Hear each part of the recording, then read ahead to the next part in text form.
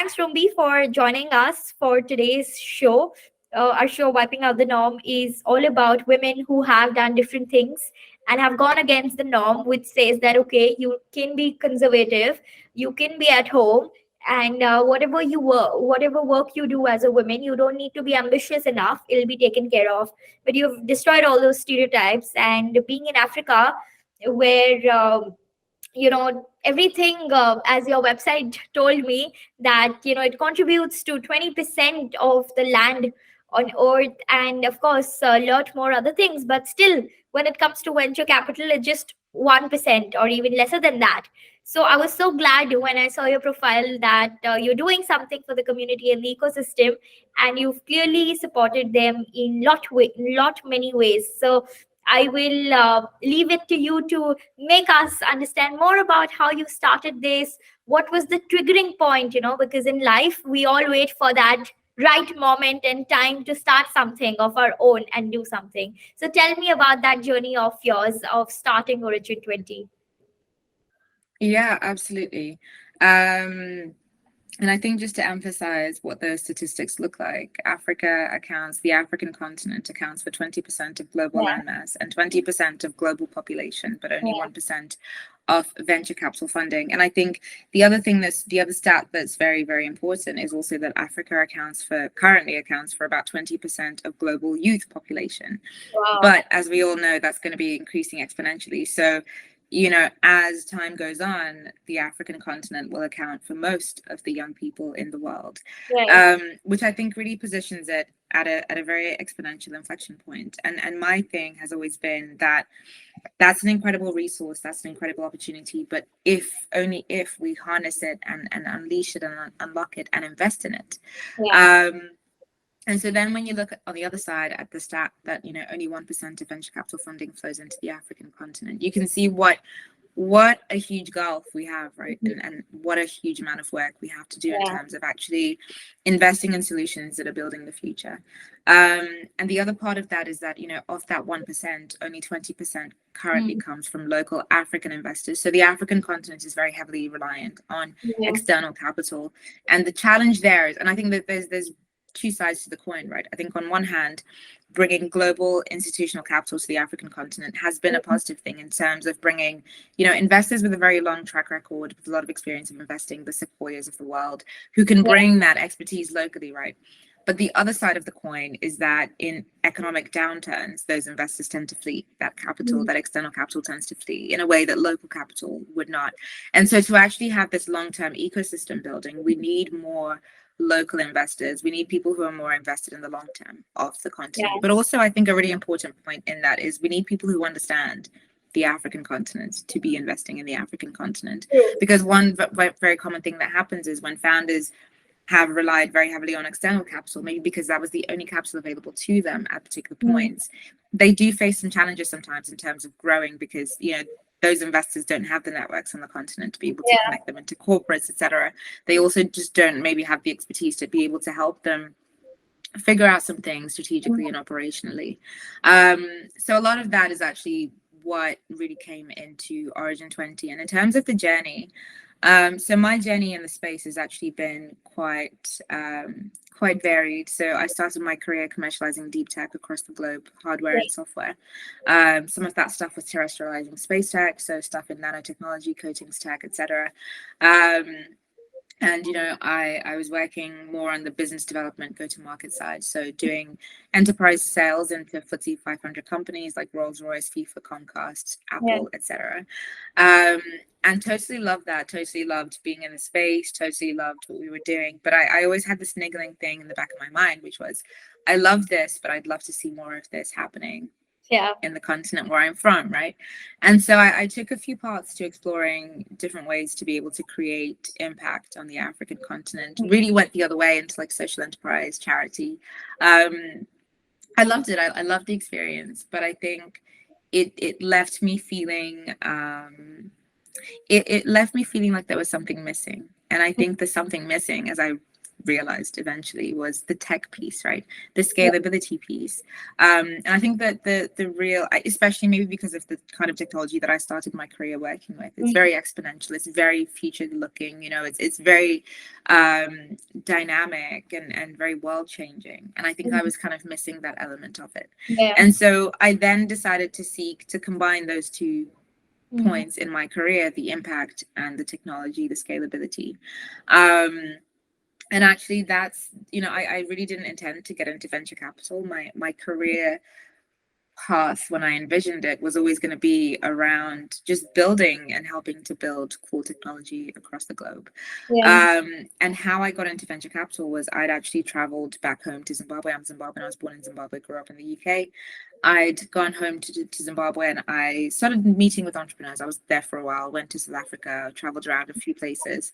So everywhere I went, I was just super interested in the ecosystem. So I was meeting with investors, with entrepreneurs, different people who were part of the innovation ecosystem. And two things kept coming up over and over again. One was that there was this huge challenge for African entrepreneurs to access capital. And we know if that challenge is still a very big challenge. The second challenge was very interesting to me because it was regardless of whether they had the capital or not, they just didn't have the support infrastructure, the resources, the education to be able to build and scale. And I think it makes sense because we have a lot of first-time founders on the African continent. And also our ecosystems are still growing, they're still building out. Even in the places Nigeria has a really, really one of the most developed ecosystems on the continent. Kenya has a pretty well-developed ecosystem, but it's still pretty early, right, compared to some other regions. So when I came back to the UK, I thought, you know what? Let me find out what this venture capital thing is and how it works. And so I can just deconstruct it and give that knowledge back to my community. That was the only intention for me.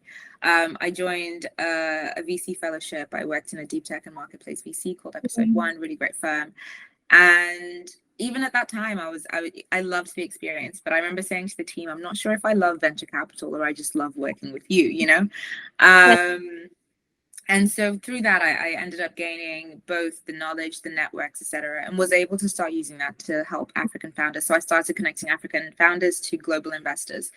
And through that process, was able to learn a lot of other things and a lot of, I think, nuanced problems. Like, for example, I had a founder who said to me that he had an investor who wanted to invest, but as one of the conditions, they wanted collateral, which is a very unusual thing, right? In venture capital, that doesn't happen. But they had such a huge trust deficit because this was an African founder that they wanted all of these additional assurances, I guess. And so these things kept coming up. When I was speaking with founders, it was just this realization that actually the experience they were having was so different, right, to an entrepreneur in a different in a different ecosystem, in a different location. And it was just so much more challenging because they had to go through all these additional hoops to convince investors that they were building legit businesses, not to have to give up collateral to their house, right, just to get an investment, et cetera, et cetera.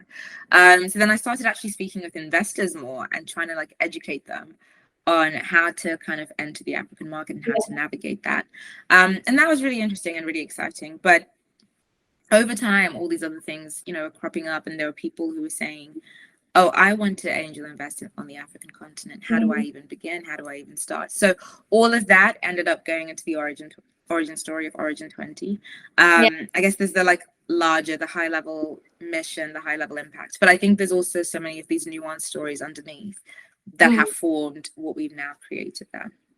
Oh, that's so interesting to hear. I mean, I really get excited when I see things with a purpose. A lot of VC funds just start because they want to make returns to their LPs and have, great portfolio companies. But behind them, if you see the purpose, it's generally to make money. But I can see so much more attached to this. And the name in itself is so, it's so convincing, that it really strikes me about the founding story as to why did it all start. But tell me as to why Africa, despite having such a larger share in different aspects, like you mentioned, it's still deprived of the venture capital funding. Why is the ecosystem not matured as enough as other developing countries? Maybe what could be the probable reason? That's a very big question. I think there are quite a few things that do make the African continent especially challenging. I think, Mhm. it's got, and I think we speak about the African continent as if it's a homogenous, environment. I think Mhm. especially when we compare it to, normally it's compared to like India, for example, which is a country, whereas the African continent is a collection of, 55 countries, Yeah. all with different regulatory environments, all with different, political environments.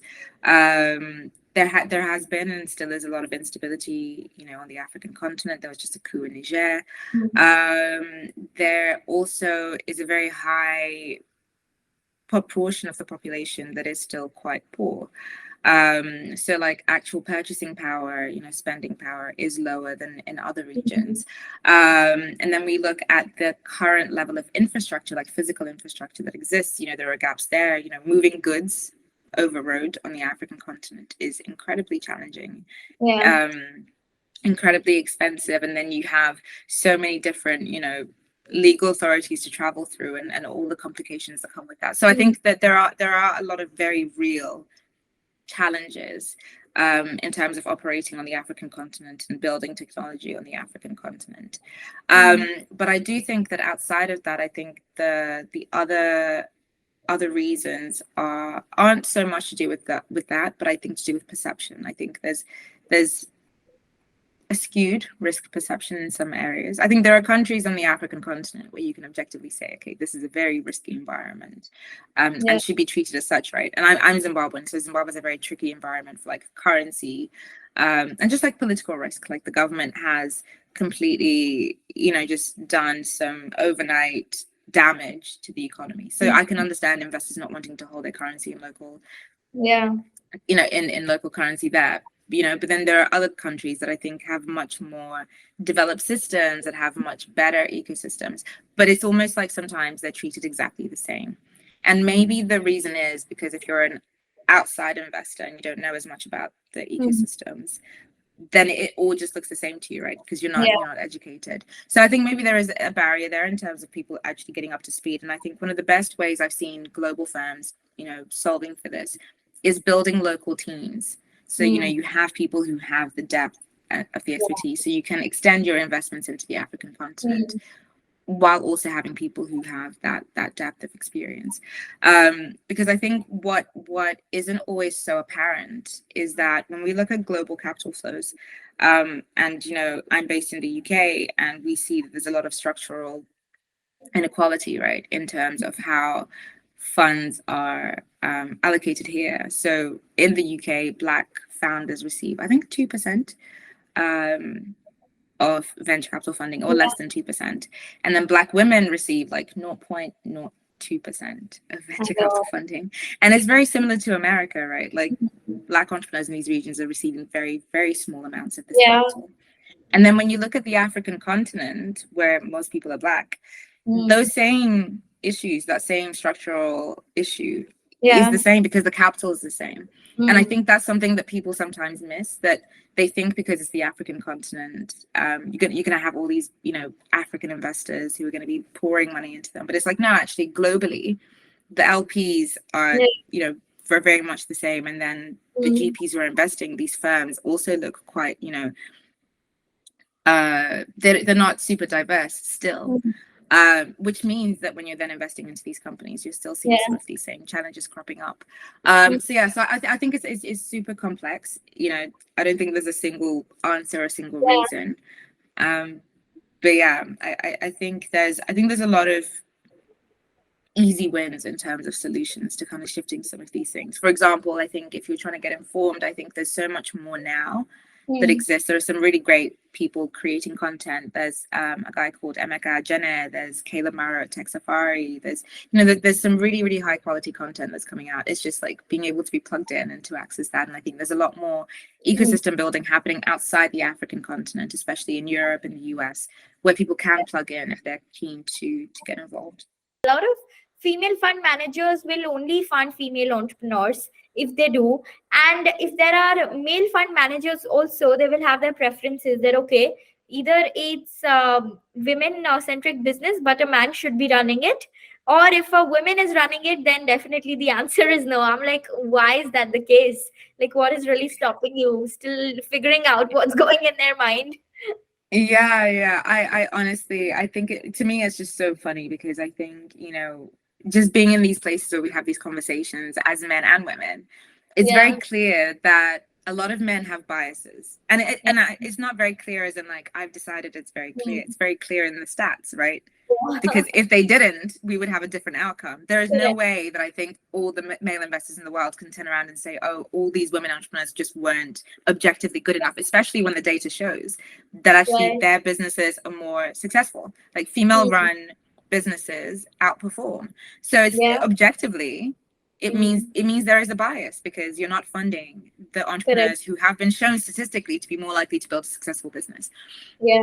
And so then I think when it comes down to the biases that happen in firms, I think that's really difficult, right? To like get somebody to admit to having bias is a really difficult thing, right? For all these Oh, men to suddenly wake up and be like, oh, I guess I am biased, and I guess I am yeah. doing things in the course of doing my job that mean I am skewing towards a particular kind of person, aka men.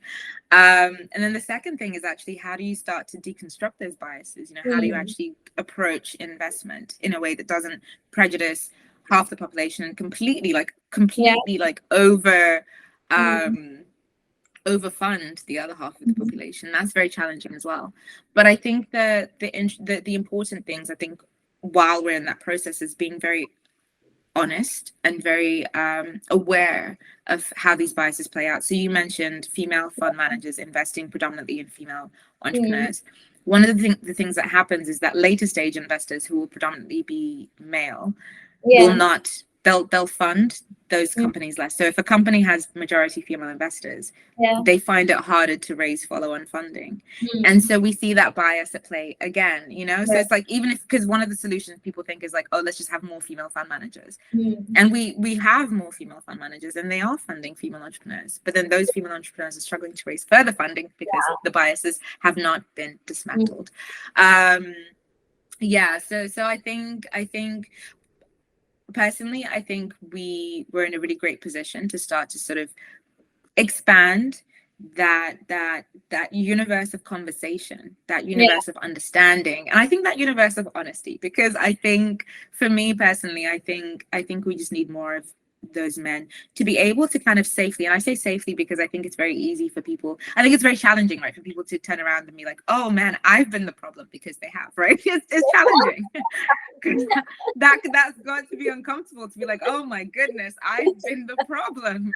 And then how do you transform overnight from being the problem to being the solution? That's very difficult. Think about it.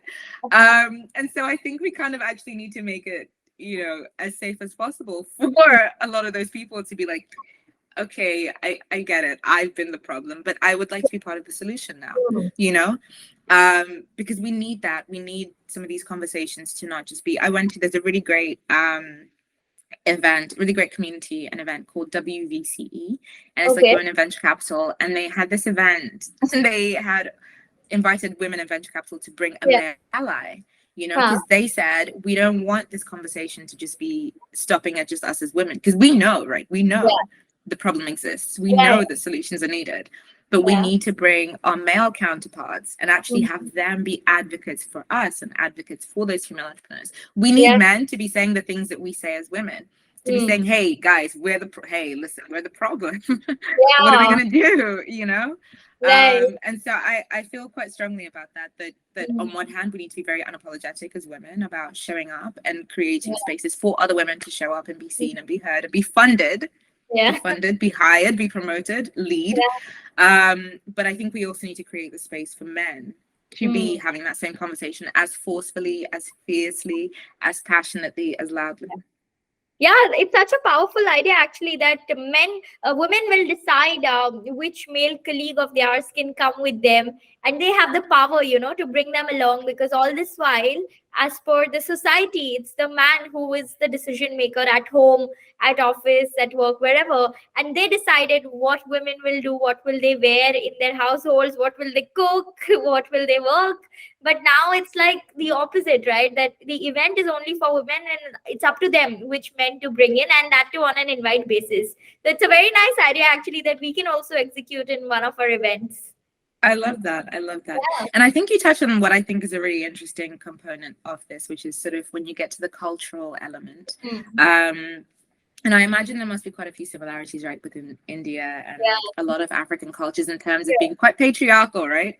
And women have been given like a role, and it's typically a very like, yeah, you're at home, you're, such and such. And even if you are out in the, so I come from a country where I think we've always had women, I don't know, like I come from a country where I think it's been normalized for women to be working in a way that it hasn't. I've seen in other places, as in, it's super normal for us to have, women leading companies. And in my family, like one of my great aunts, she's an army captain.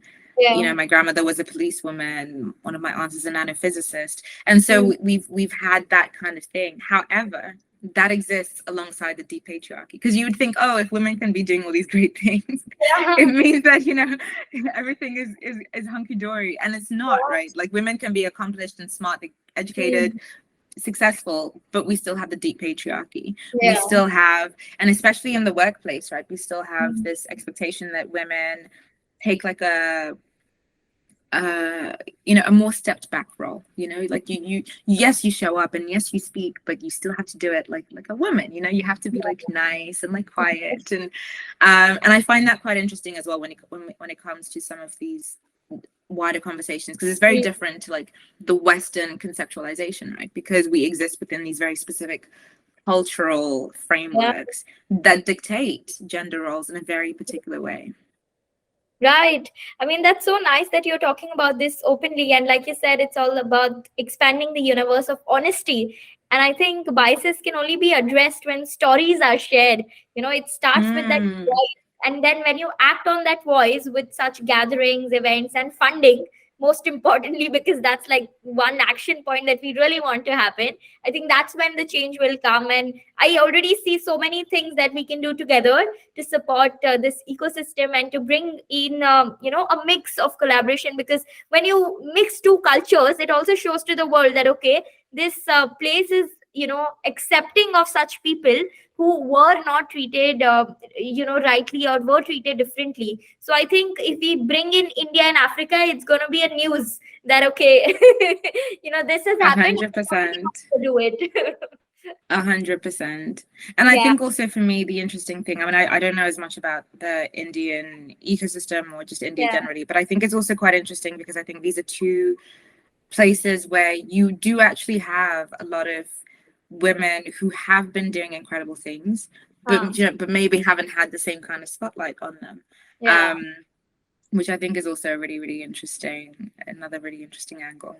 Yeah, we had our first physical event recently, and it was all women. So people loved hearing the stories of how unconsciously gender biases existed, and these leaders who were unicorn founders or biggest fund managers, even they have faced such biases. Like you said, you were the only one in women in the room, so they said that they've also faced it, but they just fought against it, and they have stood at a place today where the male people who used to really tell them that you're not the right person, you are a female, you should be at home, they are the ones who are working under them now. So it's the audience just loved hearing these stories, and I love the way you also narrate these stories. I'm sure that when you come here as a speaker, people would love you and love your speech, because it's all about storytelling. That is something that strikes the mind. Otherwise, people are anyways too tired of sitting and listening in serious conferences where all you talk is technicals. No, very true, very true. No, I truly believe in the power of story, at all levels. I think at a very human level, to tell our stories as individuals, and to use that as I think not just people always think about. I think people jump too quickly sometimes to like what you can do with something, but I think to use that internally to Mm. understand yourself and to drive Yeah. yourself and to see what's driving you and where you're being, where you're moving from. And I think for me, the next thing beyond that is really connecting with people, like Yeah. true connection, meaningful connection. Right. I believe truly that, and I mean, it's not even what I believe, it Mm. has been shown scientifically, because the oldest part of our brain is the most powerful part of our brain, right? Yeah. We think and we feel from that emotional brain, and so we need connection as human beings, Mm. and I think we forget that sometimes. We crave connection, and I think that story is a really powerful vehicle to Yeah. both expanding the universe of the more of what we want of things, so whatever it is, more life, more fun, more freedom, more Yeah. success, but also I think to drive the change we want to see. I think Mm. story is a really powerful place to really drive change, because I think I've seen so much of that happening from a very logical standpoint. We've had a lot of reports that have shown the Yeah. data.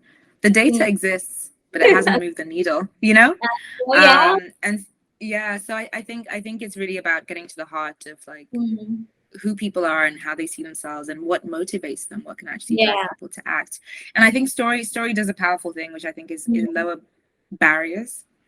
When you can read something from somebody who's lived a completely different life to you, but you can create that empathetic connection. Yeah. And I think maybe that's what we need to solve some of these very challenging, issues around inequality, whether Yeah. it's gender or otherwise, is Mm. to really create those connections. And yeah, maybe that's not going to be the most like overnight, Yeah. success in terms of solving problems, but I think will be the most impactful Yeah, over the exactly. long I mean, term. like you said, the data shows it all, but if it was really the numbers, the change would have come, but it's not. Exactly. There's something else that we need to do. And I think it's about connecting different hearts, and that's through stories. So I'm sure that will happen. But speaking of stories, can you just tell me, like, what kind of unconscious or conscious gender biases have you faced while growing up and, while also running your, because I think if you speak about it, a lot of other people who hear you will have the power that, okay, if she could do it, she could face it, and still she could be powerful. Even I could do it. And you never know which part of the world is this video traveling to, and which heart is it gonna touch. So I'm just wanting to Yeah. know. Wow. So what I'll say is I think I grew up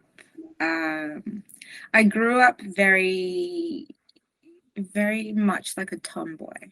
So Yeah. I grew up wanting to do whatever I felt compelled to do. And for me as a child, that was doing my thing as a little girl was like, I can do anything the boys can do, but better.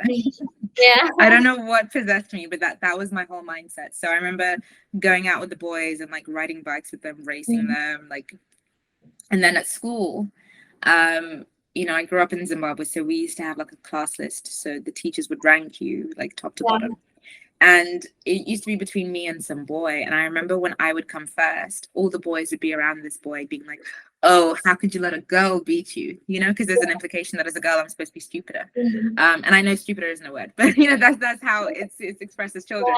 And so I was very conscious of that, and it used to really annoy me. And so it made me very combative. So then I would work so hard. So I would beat him every time to make the point, to be like, yeah, I beat you again, and what? Mm. And to kind of like, I guess, I don't know, to kind of like push back at their like ignorance or whatever around thinking that girls was somehow lesser than. Now, I Yeah. think now as an adult, I can understand that actually that wasn't so much them, but maybe what they grew up around, right? We live in a culture where that is the messaging they get every single day. You're a boy. Yeah. You're better than you're better, you're stronger, you're smarter than a girl. And so I think I grew up very, very aware of that, very annoyed at that. And I Mm. think my personality is the kind where, yeah, I just fight back. Yeah. And so that translated to, now when I'm in work and Mm. I'm in these environments where I'm the only woman. And actually, so just to go back a bit, I think also my family is very female heavy. There's a Mm. lot more women in my family than men. And Yeah. so when I grew up around like my female relatives, like I mentioned earlier, nanophysicists and like Mm. maths teachers and army captains, police women, and like I grew up around women who are out in the workforce doing Yeah. really cool things. And so I think because of that, I grew up without this strong sense of there being things I couldn't do as a girl or as a woman. I didn't grow up with that kind of like societal propaganda, right, around like the limitations of what a girl is or isn't. So I grew up very free in that sense. And so I think I grew up very conscious of when people were trying to restrict me and restrict my identity based on their faulty logic. So when I went into work, I just I wasn't even thinking about those things. And I remember one of my very first jobs, I was reporting to this guy who was a business development director, and the company was actually failing. It had 3 months runway. And my job was to come in and help to like really reshape the strategy, the commercial strategy, to create success, to get more investment for the company to extend its life. And this man, I don't know why he had an issue with me. You know, he would just try to make, I think now, you know, now that I'm a bit further, that was 10 years ago. I think now I can understand that from an empathetic standpoint. I think I can understand how maybe that was very challenging for him to have this young woman. I was 21, 22. Have this young woman telling him what needs to be done. You know what I mean? Like, I think that threatened his sense of self in some way. But at the time, I was so confused. I was like, why does he have an issue with me? And he would try to sabotage me in every single way possible. And I went to one of my bosses and I was so upset. And I said, hey, can you tell this guy to respect me? He's called Tom. I said, can you tell Tom to respect me? He actively goes out of his way to disrespect me. Can you just tell him to respect me?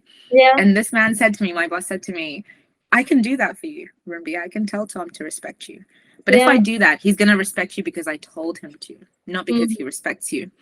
He said, yeah, it's more challenging, but you're going to have to, he said, I would say the best way is for you to get him to respect you yourself. And I like I said, I was, you know, not that far out of uni. I was like, how do I get a grown man to respect me? I was like in bits. But I was like, fine. And he said to me, if you try it and it fails, I'll step in and solve it for you. But try, you know? And I was like, fine, I'll go. And so I just stood my ground. And I remember there was one time I'd given him, you know, some pieces of work, things that I would have done before, but I was handing over to him because that was what was supposed to happen. And when that happened, things started failing. So then the chairman of the company was like, what's going on? You know, and everyone's looking at me. And I said, no, look, I gave him the things and he was supposed to do them. He went to Tom and he said, Tom, like, what happened? Why didn't this happen properly? And then he was trying to put it back on me. But over time, people started to see that actually I was doing my job. He wasn't doing his job and trying to like put it on me. And eventually he left the company, and then I stepped into his role and managed to turn the company around. And yeah, it was a really challenging experience for me because I was so young, I was so inexperienced at standing up for myself. But I always say to people now, I have a lot of women who come to me and they ask me for career advice, and they all go through something, right, in the workplace where somebody is causing them challenges. But I had a second scenario where I was working, again, reporting to this man, and he made a mistake, a very big mistake. We were selling into a particular country, and we used to have one partner per country. And he had a partner that had not been performing. And I found a new partner. And when I found a new partner, I said, you've got to, you know, inform your partner that they're no longer representing us in this country. He didn't do it. So then when my partner went in to sell to a potential customer, they were told there was another partner that had already spoken to them. So then it looked like I had messed up, right? And I remember we were on a big call, you know, company-wide call. We're reviewing everything. And the CEO, you know, he asked, you know, the person who was above me what had happened. And he blamed it on me on the call. He said, oh, Rumbi did X, Y, Z. And I was so angry. I was so angry. But thankfully, I had like the email conversations that we'd had. And while we're on the call, I literally sent an email to all to everybody with that proof. And he, you know, ran his mouth saying all these lies. And as soon as he stopped talking, I said, if everybody would just check their emails. And everybody checked their emails, and it was very clear that he had messed up. You know, we had this conversation, he'd messed up. And so I say to women now that, to me, what I learned is that there is always going to be somebody who will try. Yeah. right? To undermine you, to step over you, whatever it is. And unfortunately for me, I had to do this very early in my career, very young, to stand up for myself. But I established a reputation of, Yeah. if you mess with me, I will come fighting back. You know, I will come fighting back. Correct. And I think I've ended up becoming a very vocal and outspoken defender of other women when I'm in scenarios. Like, for example, the thing I hate is when I'm on a call and I ask a woman a question and a man answers. Yeah. That's happened a few times. And I make a very pointed note to be like, actually, I Mm. asked her the question. You Yeah. know, is this question in your purview? Is this in your area? Mhm. No. Can she answer then? To be Yeah. very, very like direct about it. Because I think so often we allow these things to kind of go uncalled out. You know, Yeah. we get uncomfortable because they are uncomfortable. But Mhm. I think having been in such uncomfortable situations where I literally had to fight Yeah. for me not to take the blame for these Mhm. men messing up in their jobs, I've become very, very vocal and Yeah. outspoken about standing up for women in the workplace, because no one Wow. should have to go through that just because of somebody else's bias. Exactly. That's so true. I mean, the onus is also on women who go through these. I mean, they shouldn't take it in a light way. And just telling that don't do this to me won't help. Like how you screwed that man up, you know? Well, I think, do you know what? I always say to people, I don't like, this is what I did, Yeah. but my message isn't that every single woman should go out there and do what I did, because I think partly this is just my personality. Like, this is how I resolve things, right? I'm one of those people, I always tell people, like, don't come for me because I don't have self-control. Like, if you come, I always say to people, I'm the kind of person that if you fire a gun at me, I might come back with a bazooka. Like, I just have that kind of personality. You know what I mean? Like, I will just destroy you. Yeah. And I think it's so funny. One of my friends was saying this to me the other day. I sent her a photo of myself and she said, Mm. it's so funny because you look so sweet, but you're Yeah. really not. And I think people think they can mess with me. People think they can mess with me because, you know, I'm very smiley, I'm very relaxed, you know, Yeah. but I do have this other side of my personality where, yeah, I will completely end you. Yeah. But my message isn't that women should go out there and end the men in their workplaces who try to do things. But I think it's just for all of us. I think as women to be conscious of that and to be able to stand up for other women in those scenarios when we Mm. can, because I think there are those of us who now have privilege and power and influence, and we can use Yeah. that influence to make it easier for the next woman, because that matters to me. No one, I don't want younger women to be going through what I did. Just, you know, when women think other women have to, when people go through a difficult thing and then they think Yeah. other people have to go through it as like a rite of passage. No, that's such a waste of time and energy. I don't believe in that at all. So I want it to be easier for the women who come after me.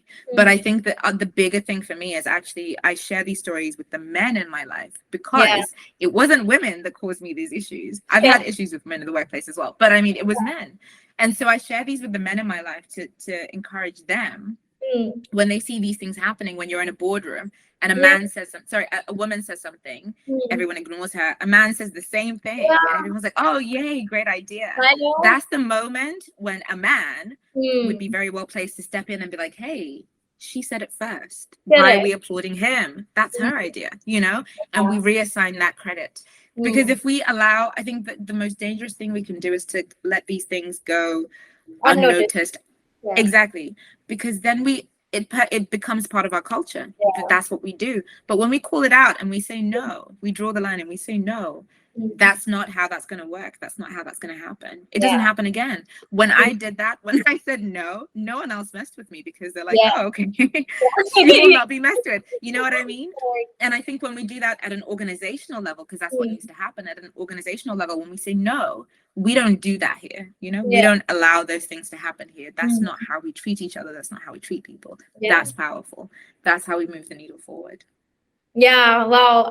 See, you see the power of storytelling. I mean, I'm sure that this will be much more impactful than just saying that, oh, only 2% of the women get funding, only 2% this, that, all these stories are very impactful and it connects to the heart. Like, I was getting goosebumps when you told me that you just flashed his email out to everyone. And it was, Yeah, I mean, pure blind rage. It was beautiful. It was beautiful because it was so awkward, because now everyone's like, yeah, but yeah. And I think just to women, if I can speak to women, is I think, okay, I have a bit of a devil may care attitude, as in, like, I really, in that moment, you know, I was going to stand up for myself. And Yeah. that was what was most important to me. But I recognize that sometimes as a woman, you're in situations where you can't just come out, all guns blazing. But Yeah. I think whenever you can do that, do it. Because what it does is it does the thing that no one thinks you're going to do. People think, right, that they can like stamp on women and we're just going to stay silent, right? And they think we're going to stay silent, especially in that moment, right? No one expected me to do something in the moment. This man who did that, who lied, he didn't expect me to react in the moment, right? Yeah. I think he thought that I'd come and be like, hey, why would you do that? And he'd be like, Yeah. oh, well, I would have looked bad and da-da-da. So I reacted I did the thing that no one expected me to do in the moment. And I think there's so much power from that. And I think there's also so much power in us doing these things just exactly as we are, whatever personality we have. If you're super softly spoken, do it softly spoken. You don't have to become like aggressive or like a man to create that influence and to stand up for yourself. And I think it can actually even have more impact when you do just show up as yourself, right? And you say, no, that's not okay. That's really not okay. That's not going to happen like this. Right. And just leave it at that. Because I think once we let people know where our boundaries lie, whatever can happen. Like, let's say you stand up for yourself, you assert your boundaries and you get fired. That's never happened to me, but let's just say it happens. At least now number one, this was not the right place for me because I cannot show up fully as myself. They will not respect me. You want to be somewhere else. Yeah. And number two, I think what that does as well is for the next person, because if you're another woman who's left in that company, then you know how they treat women. And it gives other people the information they need as well. And I just think there's so much power in that. And I think if you're a man listening to this, then it's about what you do in that moment, right? Do you step in that moment? Do you stand in solidarity with that woman, or do you stay silent and allow that like culture of male dominance, misogyny, sexism, disrespect against women to because that's the choice you're making, right? Yeah, like you said, how you openly addressed it in a boardroom meeting where the man was trying to answer the question you asked to a woman, and how you just stopped it. I think if men start doing it, you'll actually see change happening around. Exactly. Yeah, but one interesting thing that you told me, that you had some issues with other women also, and it's not about pinpointing others, but it's actually a problem. Some women who are on top, they just don't want other women to come up because they feel that anyways they have found a hard way to get there, and if they let other people come in, they will be replaced in no time. But I think it's all about sending the elevator down and bringing people up. But tell me about your experiences that you've had with other women. You know what? It's not been many, if I'm being very honest. It was, I think only once or twice in my career have I had exactly what you mentioned. I think women who, especially I think sometimes when the woman, you're coming in and the woman is the only woman. Yeah. And I think maybe they've built an identity around being the only woman. And now they're like, oh, well, if there's this other, I think that's kind of what's happened in the past. And I think it's definitely been women who, probably have had to fight very hard to be in that position. And they see that as some sort of badge of honor. That entitles them to being the only woman in that space. I don't know. And so, I've had women who, like really, to the point where one of them, I really had to go and be like, I asked her straight up, like, what have I done to you? Like, have I done something? Have I offended you in some way? Honestly, I was so confused. Have I offended you in some way? Have I disrespected you?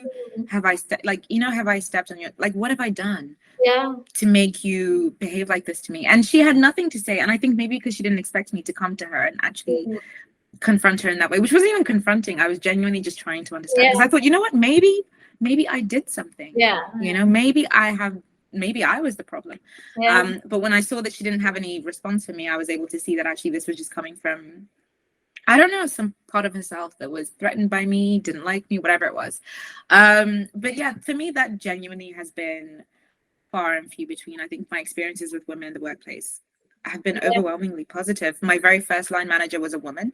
And she was a woman, and she taught me that thing about standing up for other women, because she used to stand up for me.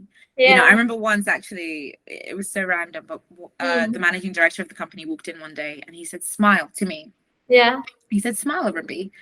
And she, before I even responded or anything, she immediately, was like, why should she smile? You know, how can you just go around telling women to smile? Women don't owe you their smile. And I was that sat there, and like, to me, it honestly hadn't been like that big of a deal, but I was like, Yeah. wow. But she modeled that for me. She modeled what it was to be a woman, to be Yeah. successful, to be in a position of influence, and to use that influence to Yeah. support other women. And so that was a lasting impression for me, that I really took that, and I used it in the other situations I'd been in. And yeah, like, I think women across my career have been, I've been lucky. I've been lucky to have so much support, so much um solidarity, women creating opportunities, you know, women who ping you and say, hey, I was asked to be a speaker for this thing, but I can't go. Do you want to go in my place? Women Mm. amplifying other women, Yeah. which I know maybe isn't the experience for everybody, but Mhm. yeah, the biggest problems in my career have been men, Yeah. not women. Not Yeah, women. But right. even then, to be honest as well, I've also had some incredible men who've Mm. supported me in my career. But yeah, the biggest problems in terms of people, Mm. yeah, Right. women. But it's good that we're calling it out. And I'm sure people who are hearing this, if they are men, they'll be like, okay, I'm not going to do this from tomorrow. Maybe after hearing this. But I have I been doing hope so. Yeah, if there's anything this does, then yeah, if it stops those men Yeah, doing it, then I've succeeded in life. correct, correct. But you said you've had some good support also from people around. So tell me who's been your mentor in your career so far? So I don't have any formal mentors, actually. I think I've had a very wide range of support. So I've had a lot of support from my peers.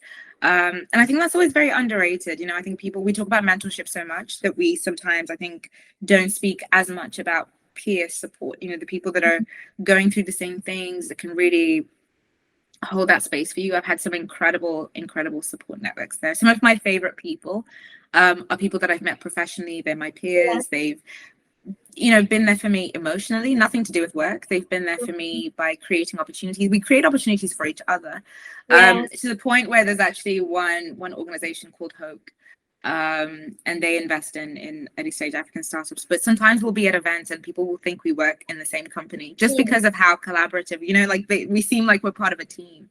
Yeah. And I love that about the African ecosystem, that we Mm. have all of these really great support networks and collaboration networks. But I also have had people, you know, who are ahead of me in their career journeys, both Mm. male and female, who have lent their time to give me advice, who have, again, created opportunities for me. And who've just been there as sounding boards. I think sometimes you need a sounding board. Yeah. Just, you know, when you, especially when you're figuring out your career and you're confused. And Mm. I've been lucky to also have gotten to be that for the people coming up behind Mm. me, you know, to help them figure out what their paths look like. And I think the biggest thing, and I'm just going to say this because I get asked this a lot, so if I can have this soundbite, it would be very helpful for me Yeah. in the future. I can just send it to people, because people, I think, in their 20s, they're always thinking, what's the right path, you know, what's the right thing for me to do. Yeah. And I always give the advice that my very first employer gave me. He said to me, look, you can always come back to where you started. You Mm. know, you don't have to, there's no one path, there's no one route.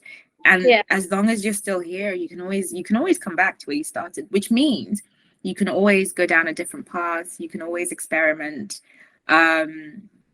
you can always try things out. And Yeah. in that way, you know, you can expand your surface area of opportunity, you can delve into your interests. I think sometimes people feel like they have to like settle and be like, I'm going to be a writer, and then I'm going to do this, and then and that's not how my career worked out. I followed my curiosity. I chose Yeah. opportunities that gave me, you know, a possibility for expansion, for learning, for growth. I've Yeah. always chosen the interesting thing, whatever that was for me at the time. And I'm not where I thought I'd end up. I never imagined this is where I'd be, but I got here because I really did just, I left myself open to possibility. And that's what I would say to people who are earlier in their career. You know, it feels like a huge deal right now because you have to make a decision, but whatever path you take, you can always come back to where you started, you know, if you want to. Yeah, it's such a important piece of advice because youngsters are so blinded and they just are excited with every possibility that they can see, that they're all over the place, and Yeah, sometimes they just don't know where to go, what to do. And this sort of advice really helps them navigate and channelize their energies towards something they really like, and not be guided by somebody else's validation or somebody else's vision, because it's so easy to get carried away when you're young. 100%. Yeah, but we'll do a rapid fire quickly, Okay. before I let you go. So, what are some of the founder qualities that you look for when you are investing into them?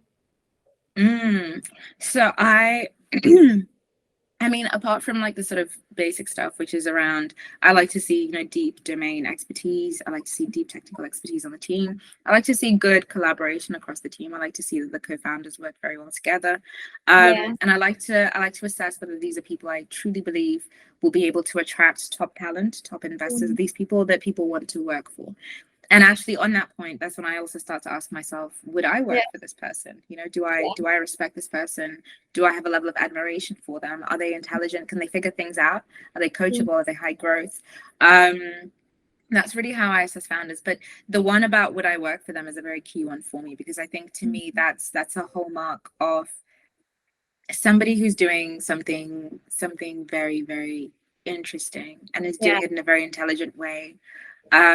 Because I think being a founder is incredibly challenging. So you have to have, I think it's actually a very like difficult combination of skill sets. You have to have this sort of, technical Mm. domain industry acumen. You have to be able to build stuff, but also Yeah. you have to be able to manage your own emotions and manage a team. You Mm. have to be like the visionary, but be able to balance yourself. And I think that truly great founders Mm. are actually far and few between, because it's such a Yeah. difficult combination of skill sets that you need to have.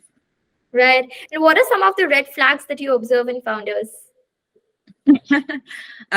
One thing I don't like is when you are in a meeting with maybe two or three founders, Mm. and it's either when one seems very like held back or Yeah. disinterested, when one's like, oh, somebody else can take this, or I personally find that a bit worrying. Yeah. The other one is when there's someone who's obviously bulldozing over the other Mm. founders. That's also a bit concerning, because it's like, can you listen? Can you take in feedback? And the same thing if you give feedback to founders and they get very defensive. um to me, that's a bit of an issue, because then I'm questioning whether you can. And it's not just about feedback from investors, but it's like, when you're in the market and you're speaking to customers, can you Yeah. actually hear what they're saying? Can you take that in? So yeah, those things. I mean, I think it's hard to kind of assess this super early, but yeah, I'm always very concerned when people seem not distrustful, when they seem distrustful, but when they seem untrustworthy. Mm. I've had situations with founders where I've just felt like there was something not sitting quite right for me. And I think, Yeah. you have to be able to trust that person completely to not only build the company, but to do it in a proper way. So yeah, that's a huge one for me. That's right. And what's your leadership style like? How has it evolved over the years? I'm sure that from Yeah. being a bold person in your 20s to now being a bold leader, you have come a long way. So tell us about that journey of yours. Yeah. I think the biggest adjustment in my leadership style has been, I think as I've grown older, I've got more comfortable in who I am. And I think that comes through a lot more in my leadership style, that I'm a lot more relaxed, a lot more self-assured, calm. But I think the big thing for me that happened throughout my 20s was actually learning how to be okay with vulnerability. And I Mm. think what that has done is supercharged my ability to connect with people, because I show up super authentically. And I'm not afraid to show my weaker or lesser parts. I think because I've done the work internally to embrace them and incorporate them into my story. So I think, yeah, the biggest boost my leadership ability, my leadership skills got, was actually working on myself, Mm. doing that deep emotional work to really know myself, love myself. Yeah. And in that way, now I can show up, and I can bring that into any situation that I'm in. But also I can help other people to do that now. I can like Yeah. coach people through that. So I think one of the best things about me as a leader is I'm very good at getting people to be better than they think they can. Mm. I'm the kind of person who will push you Yeah. maybe to your limits, but then you'll discover new limits. You'll be like, oh, I got here, I did this. And I think for me, that's one of the most satisfying things that I've been able to experience as a leader throughout my career is, like throwing people into the deep end a little bit, supporting them, guiding them, but helping them be better than they can be. I think I am a very direct person. So around me, it's pretty honest, right? But I think the thing that matters to me so much is to build with integrity, to build with mission, to live with integrity, to live with mission. And I think that so often we live in a world that would put us all into these narrow definitions and these small boxes. And so I think what I fight to do in my career and as a leader is to expand, to create expansion, both for myself, for the organizations I lead, and for the people who are working within those organizations. Right. My mentor also tells me that as a leader, all he thinks about is that how can he bring the best version of someone and the best out of them, even they might curse him that why is he doing this to me? Is he Exactly. And I think on that point, because I think what I thought you were going to say was, as a leader, how do I bring the best version of myself? Because I think it's so we don't speak about it very often. There's a great article actually on First Round Review, which is 80% of your company's culture is your founder or founders. And it's like, if I, as a human being, am not my best, then that means my organization's culture is a reflection of that. So I totally agree with that. I think, the way I see it now is my biggest job as a leader is to bring my best self to my work, and then help everybody else bring their best self to their work. Right, that's so true. And what are some of the qualities that you observe in a pitch? What would you want to hear from a founder in their first pitch? Because some people are just like, founders come and talk to me as if they're reading a script, and you're just fully zoned out. You can't understand what the founder is saying. The founder keeps speaking, but nothing comes out. So, what do you say makes a good pitch? I think that point around, not just coming and doing like a cardboard pitch is so important. So whenever I speak to founders, I always say, let's start with our individual stories. So I always start with mine. I say, hi, this is who I am. This is my story. And then that creates the format, and I guess sets the stage for them to also start with their story. And what I found is when you drive founders in that direction from the beginning, it draws them out to tell a bit more of the why, why I'm doing this, why it's so important to me. I always ask that question. I always want to know, why are you building this company? Why is it so important to you to be doing this and nothing else? And so I think one part for me is what I want to see from founders, but I also do think that as investors, we can. One of the things my boss said to me, my very first boss said to me, that has stuck with me my whole life, is whoever sets the agenda controls the meeting. And so it's like, as the investor, founders are coming to pitch to me, and I'm going to control the agenda. I make sure that I'm going to get what I want from it. So I tell them up front, I want to know about their story. I want to know about the why. I don't want them to talk me through the pitch deck, but I want them to highlight the things that are important. What are the key things you want me to take away as an investor? I want them to make sure that I understand what the problem is, and I also want to see that they understand what the problem is, and that there actually is a problem, because it's very easy to be like, problem, but what is an actual real validated problem? And then I want them to tell me why their solution is so, like, why. Like, I always say to people, I get the what, but I don't get the so what, and then so I want them to make me understand why their solution is so important and so dynamic, exponential, revolutionary, why it does such a good job at solving this problem. And I want to understand that they understand the market they're playing in, the market dynamics, the market size.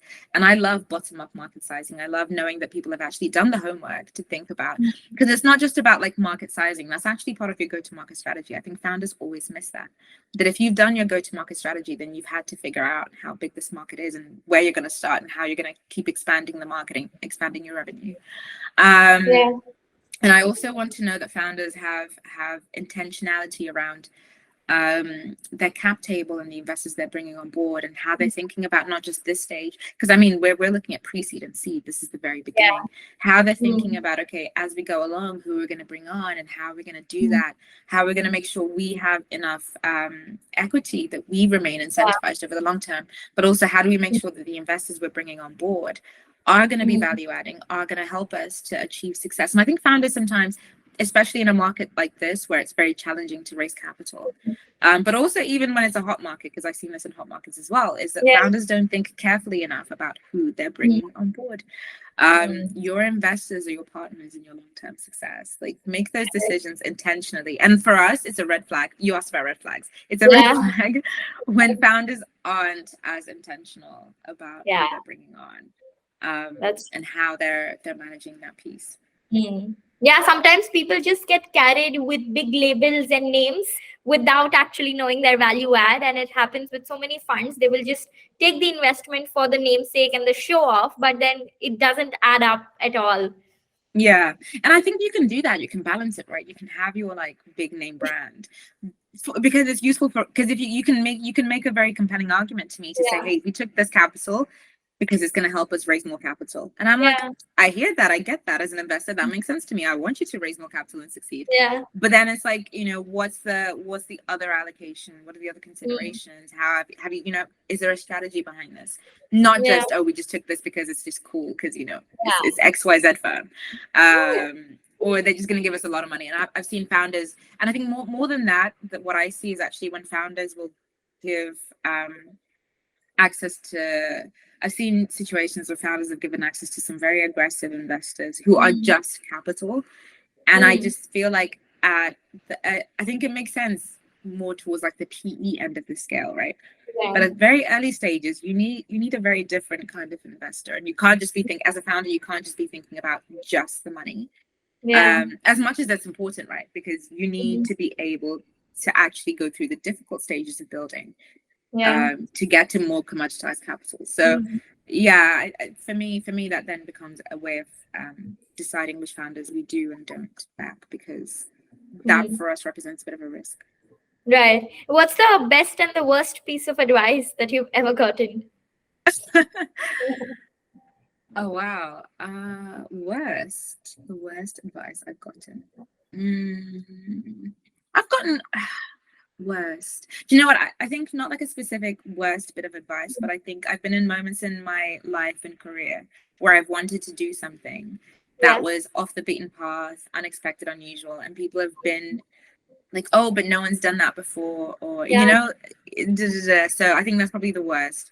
And I think my advice there is to sometimes be able to just sort of quiet all the voices and just go into yourself and figure out what you want. Best pieces of, I've had plenty of great pieces of advice. The one, like I say, about whoever controls the agenda controls the meeting. I think that's a great piece of advice. I use that all the time still to this day. Another one, it was it's easy to get a job when you're in a job. So like if you're trying to expand your surface area of possibility, think about that one. Wow, what other pieces of advice?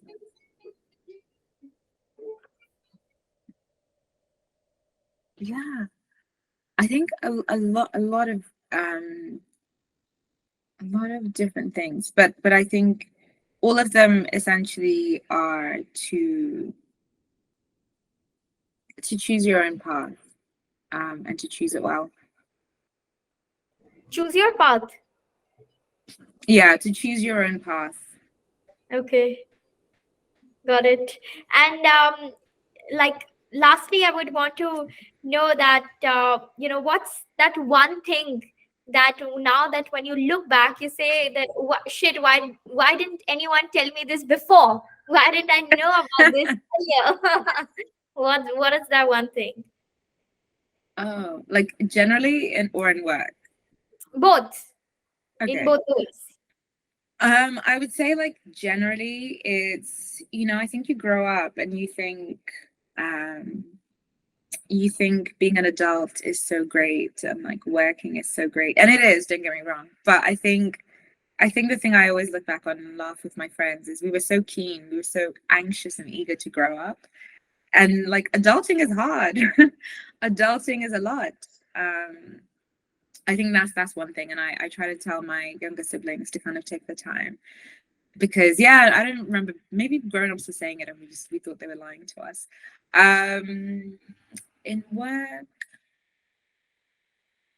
I think the biggest shock for me in work was just sometimes how much like office politics you sometimes have to be engaged in. um yeah, I think maybe because I personally found that quite difficult to have to navigate all of these different usually unspoken things. um Like, could you but give yeah, me an example? um like when I first started working, I remember my great grandmother was sick. She was very sick, so I wanted to fly to Zimbabwe to be with her, and I requested, I think, 3 weeks holiday. And I was told that no one does that. Like, no one takes 3 weeks together. And now that I've been in the world of work for a long time, I can understand that now. But when you're straight into it, it didn't make sense to me. I was like, what? Like, there are all these like little unspoken things. And it caused such a big issue, because in my mind I was like, well, I have X amount of holiday, why can't I take my X amount of holiday? But from the office perspective, it's like, well, you're gone for a very long time, like just you gone for a very long time. And I think that I've worked in places where like those things aren't, there was no company handbook. There was, it wasn't explicit, but it was sort of like you had to just like know that these things happened a certain way, or like you dress in a certain way, but it's like there's no like official dress code. But I think I just found those things very difficult to navigate, because it wasn't clear, it wasn't hard and fast, it was, I don't know, existed in somebody's mind somewhere. And I Yeah. was supposed to just figure it out. Yeah, so maybe the perspectives is something that you wish you knew much earlier. That how would it be perceived from the other person's end as well if you're asking for something. Yeah, yeah, yeah. Yeah, got it. Cool, but it was lovely speaking with you, Rumbi. I'm really looking forward Likewise. in India. I'll be very thrilled if you can, share these stories with our audience here, with also your African ecosystem founders. I'd love to speak with you separately on this whenever we plan out the agenda. And like you said, whoever plans the agenda controls the room. So we both will plan it. And we can control the event fully. But yeah, it was lovely speaking with you. Thanks a lot for your time. Likewise. Thank you so much.